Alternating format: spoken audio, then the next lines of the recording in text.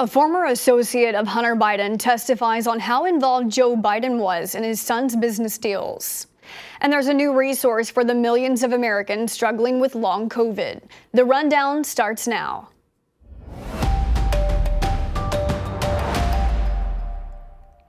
This is Straight Arrow News, bringing you unbiased, straight facts. Today is Tuesday, August 1st. Thanks for joining us. I'm Kara Rucker.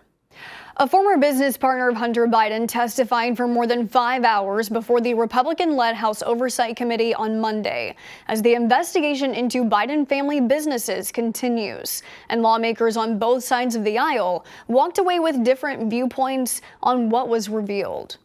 According to those present during the closed-door questioning, Devin Archer, who served with Hunter on the board of Burisma, testified that President Joe Biden was never directly involved in his son's financial dealings, but Hunter would often put his father on speakerphone to impress clients and business associates. New York Representative Dan Goldman, who was representing Democrats inside the room, told reporters that Archer testified that Hunter sold, quote, the illusion of access to his father. It was abundantly clear, and the witness stated unequivocally, that there is no evidence in his possession or his knowledge that Joe Biden ever discussed business with Hunter Biden. Joe Biden ever did anything on behalf of Hunter Biden's business interests or otherwise, never changed official policy in any way, shape, or form. The committee's chair, Representative James Comer, said Archer testified that Joe Biden was put on the phone to sell, quote, the brand. Comer said the testimony shows, quote, Joe Biden lied to the American people when he said he had no knowledge about his son's business dealings. Archer's attorney issued the following statement, quote, we are aware that all sides are claiming victory following Mr. Archer's voluntary interview today. But all Devin Archer did was exactly what he said he would do, show up and answer the questions put to him honestly and completely. The White House issued a statement of its own saying the testimony fell short of House Republicans promising to deliver, quote, bombshell evidence. About 200 Haitians marched through their capital city in protest of the kidnapping of an American nurse and her daughter in Haiti last week. Alex Dorsainville works for El Roy Haiti, a nonprofit Christian ministry. She was working at a clinic last Thursday when armed men broke in and took her and her daughter. Some members of the local community said the kidnappers asked for $1 million in ransom, as is typical for Haitian gangs to do following a kidnapping. However, U.S. State Department spokesperson Matthew Miller refused to say Monday whether the abductors made any demands. If those who have abducted her have requested anything from the U.S. government. Again, I just think it would be inappropriate to comment on details. You shouldn't read into that one way or the other, what the answer might be. But because it's an ongoing law enforcement situation, those are obviously quite sensitive, and I just don't want to comment on. According to a local nonprofit, there have been hundreds of kidnappings in Haiti this year alone.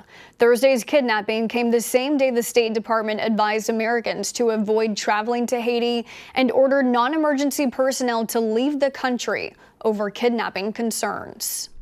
After 31 days of consecutive 110-degree days, Phoenix, Arizona snapped its heat streak record, cooling to a still scorching 108 degrees on Monday. But the first time the city has seen a day below 110 in an entire month.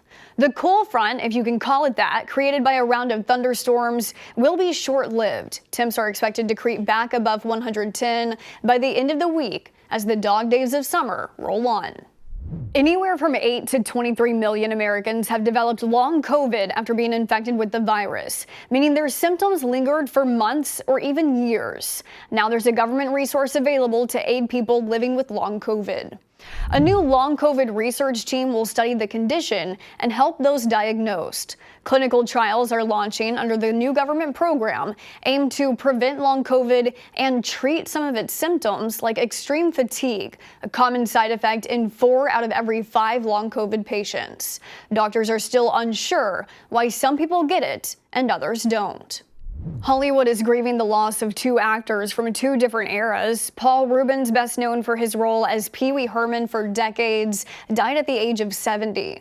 Reubens was battling cancer for 6 years. And Angus Cloud from HBO's hit show Euphoria has died at the age of 25.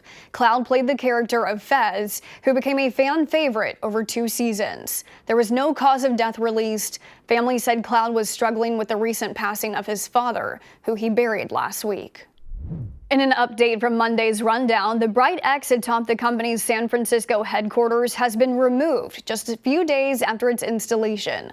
The logo was part of Elon Musk's rebranding of Twitter, but the city says X failed to apply for the proper permits to install the sign and had received about 24 complaints about its bright lighting.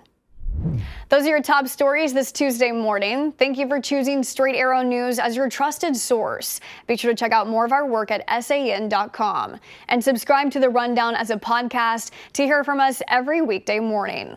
Unbiased, straight facts, that's Straight Arrow News.